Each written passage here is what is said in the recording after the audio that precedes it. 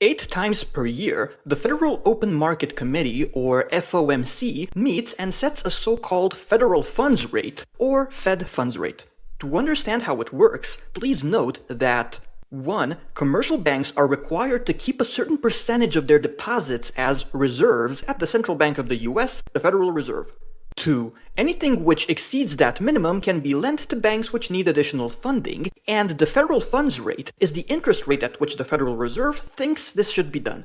3. While the Federal Reserve cannot force commercial banks to lend to each other at the federal funds rate and the actual rate ends up being negotiated between the banks themselves, let's just say it sets a target and has various tools at its disposal to make interest rates move toward the target in question.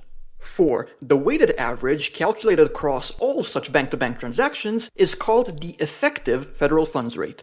5. If, for example, they cannot borrow from one another for various reasons, banks can borrow directly from the Federal Reserve on a very short-term basis at the so-called discount rate it sets, but more on that in another video.